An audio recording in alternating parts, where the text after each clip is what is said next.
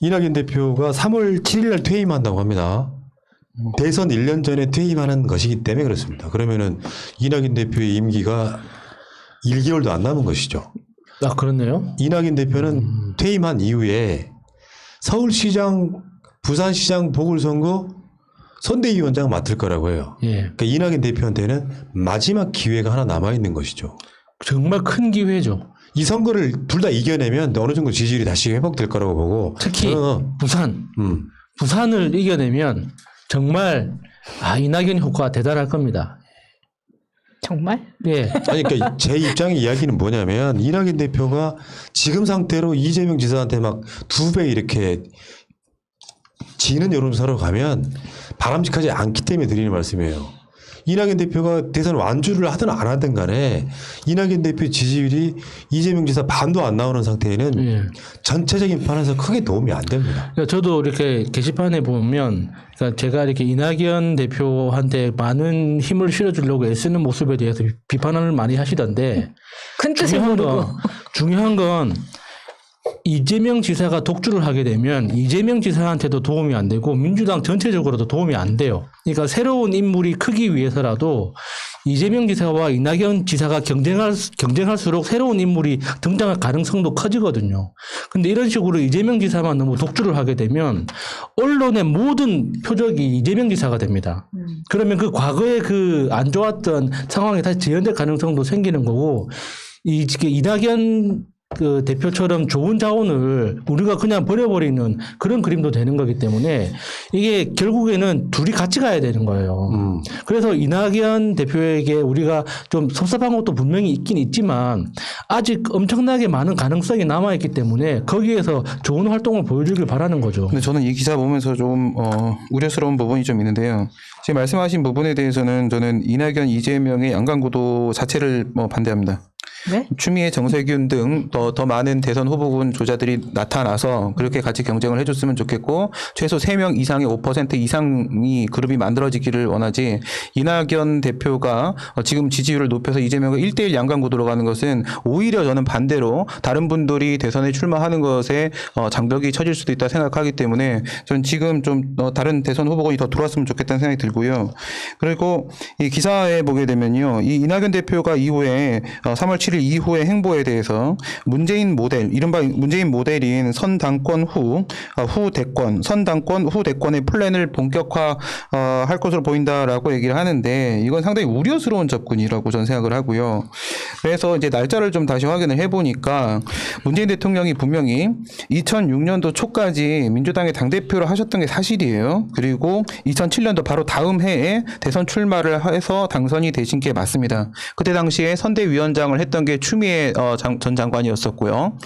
그리고 지금 이제 이낙연 대표 같은 경우에는 2020년도에 당대표를 하고 2020년, 2021년에 걸쳐서 당대표를 하고 그리고 이제 2022년에 대선에 나가는 이런 흐름이에요. 그래서 선당권, 후 대선 이런 식으로 지금 대권 얘기를 하고 있고요. 사실 비슷한 건 맞아요. 비슷한 건 맞고 그때 문재인 대통령이 당대표 했던 것도 엄청 짧아요. 지금 이낙연 대표도 엄청 짧잖아요. 엄청 짧고 비슷하긴 한데 이런 구도로 가져가는 건 아니다.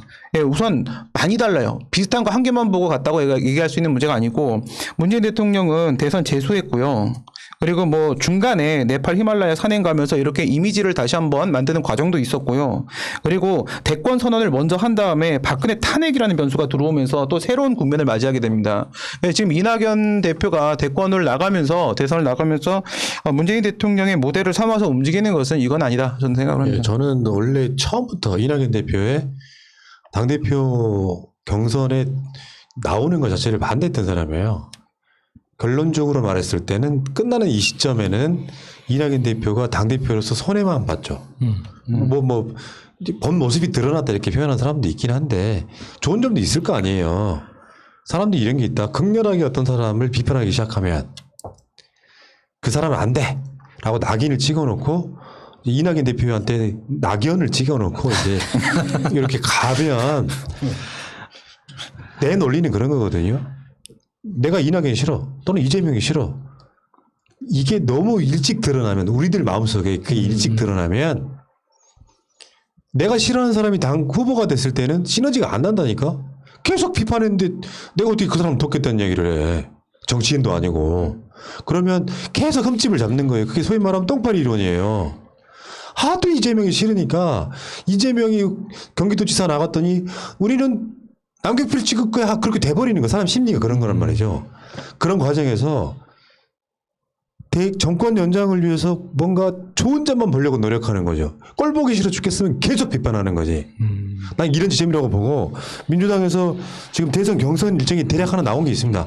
자, 그냥 소개를 잠깐만 해드릴게요. 뭐 이건 나중에 확정적이지는 않고 이런 흐름으로 갈 거다라고 제가 설명을 좀 드리면은 더불어민주당의 대선 경선의 주요 일정이 지금 나와 있습니다. 2021년 3월 9일 날 당대표 및 최고위원 사퇴 시한입니다. 이제 한 달 남은 거예요, 한 달. 그러면서 예비후보자 등록일이 3월 9일이에요. 나는 대선 나가겠다고 예비후보 등록하는 시점이에요. 3월 9일 날이 되면. 그래서 어느 정도 잠재적인 대선 선거 운동이 시작되는 거예요. 진짜 3월 9일이라고 하는 날짜가 대선 운동이 공식 스타트하는 바로 그 시점이란 말이죠. 그래서 6월 21일, 22일 날 예비 경선하고 이 스케줄표가 있거든요. 민주당 잘하는 게 이런 점이에요. 총선을 압승했던 것 중에 하나가 총선 1년 전에 이해찬 대표가 이미 스케줄 다 만들어 놓고 시작했잖아요. 예. 룰 등에 대한 왈가왈부가 없는 거 아닙니까? 다 계획이 있구나. 민주당이 이거 되게 잘하는 거예요. 뭐 이제 민주당이라고 하는 정당이 너무 큰 정당이다 보니까 빨간 수박 이야기가 또 나오고 그게 꼴보기 싫은 사람도 있긴 하죠. 솔직히 제 입장에서 보면. 그런데 전체적으로 민주당 자체가 나름 시스템화되어 있는 굉장히 선진화된 정당인 건 맞습니다. 잘하고 있다 이런 이야기. 잘하는 건 잘하는 거고. 예. 근데 당대표 지금 앞으로 이제 일단은 어떻게 될지 모르겠지만 이제 김태현 원내대표 비상체제로 이렇게 끌고 갈 것이다 이야기를 하던데 문제는 이런 논쟁을 하나 이제 말씀드리고 싶은데 당이 대세론으로 가잖아요. 어떤 상황이었냐면은 이낙연 대표가 당대표 출마했죠.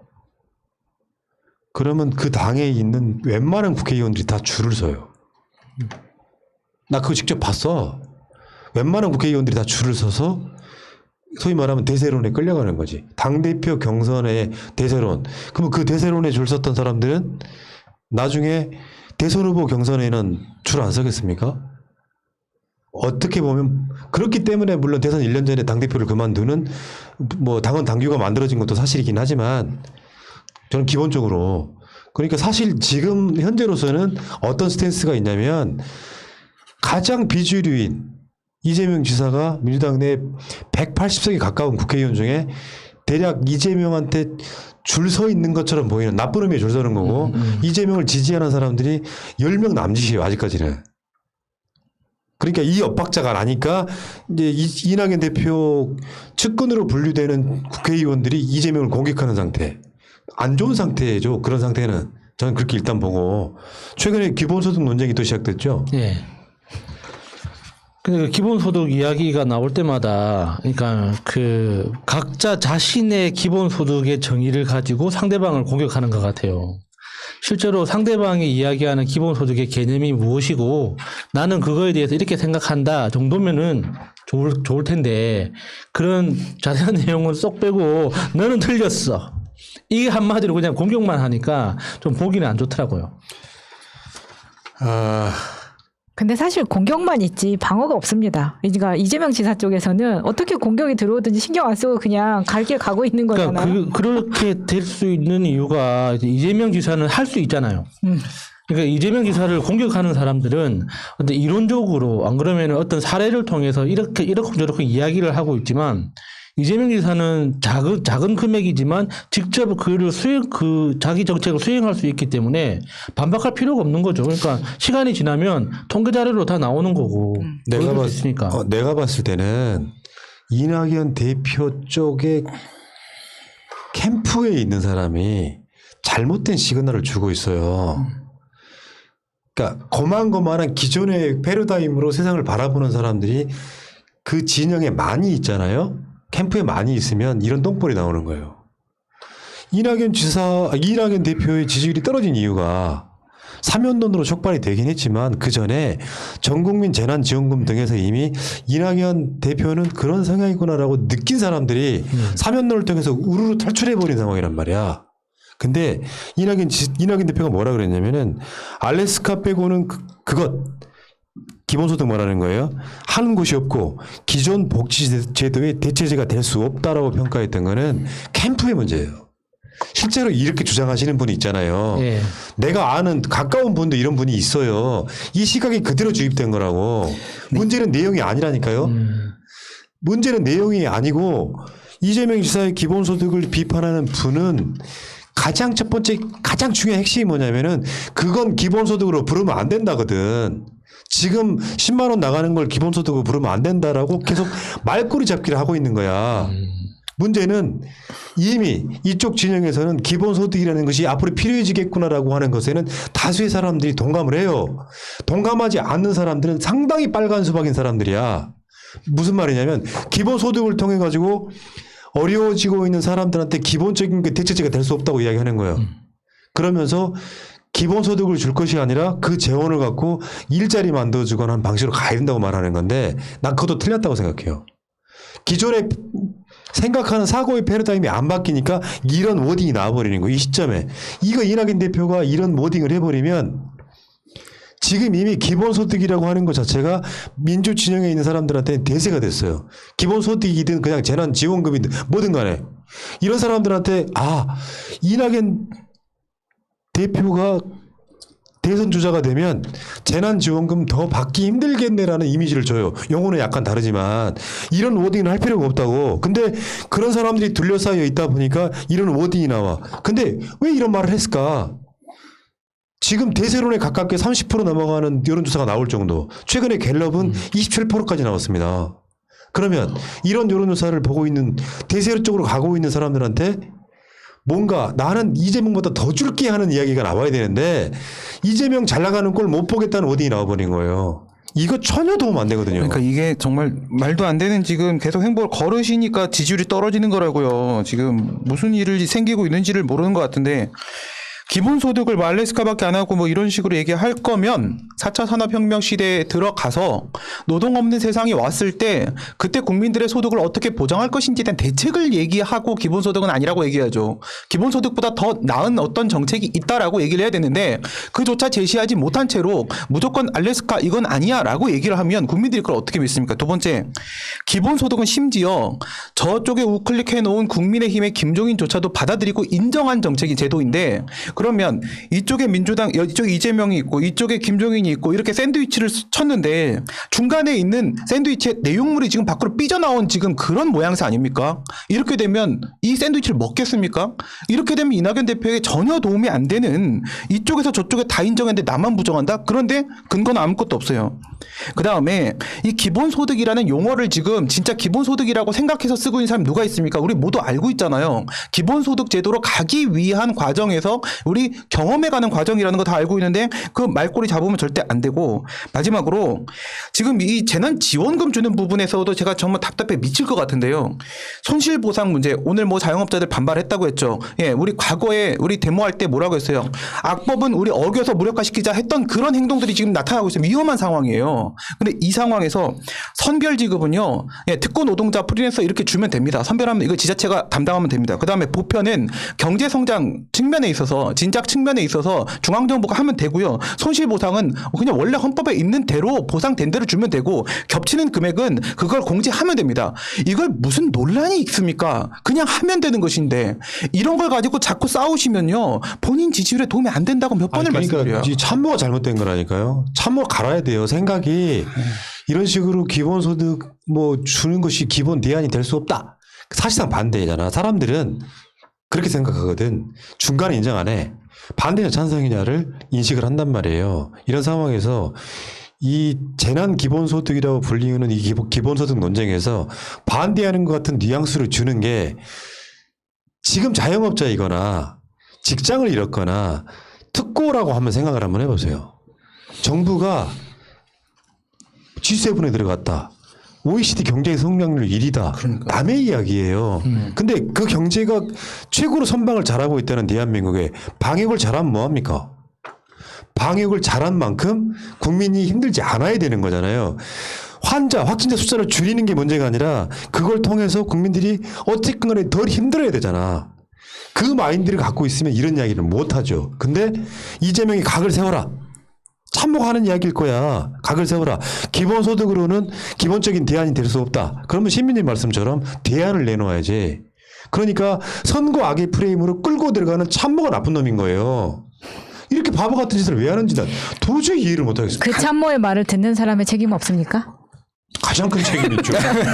아니 그냥 왜냐하면 간단하게, 간단하게 말씀하시기 전에 이 증오가 원동력인 사람들의 모임이 그 이낙연 대표를 지지하고 있기 때문에 이 사람들의 말을 굉장히 많이 듣는 걸로 알고 있습니다. 그 트위터에서도 보면은 그런 많이 보여요. 근데 이거를 본인의 변별력을 위해서 이재명과 무조건 각을 세워야지만 다른 의견을 내야지만 내가 빛나 보이냐 그게 아니거든요. 뭐 같은 이야기를 할 수도 있는데 국민들이 보기에는 저 사람이 지금 대통령이었다면 지금처럼 전쟁통에 탁상공론이나 하고 있을 사람으로 보여지기 때문에 답답한 거죠.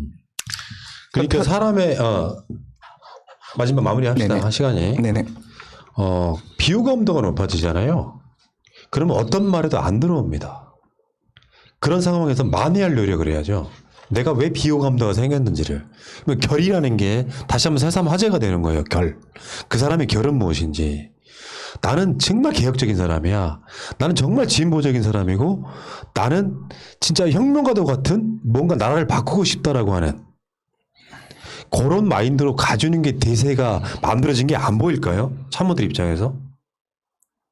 그 상황에 사면론이라고 하는 걸 던짐으로써 이낙연 대표가 상당 부분 국민들로부터 지지가 철회됐다고 하는 인식이 없다는 것은 참모가 이낙연 대표를 망치고 있는 걸로 보인다. 난 여기서 이걸 마무리 짓고요. 자, 7시가 됐으므로 우리 신데렐라 방송은 물러가도록 하겠습니다.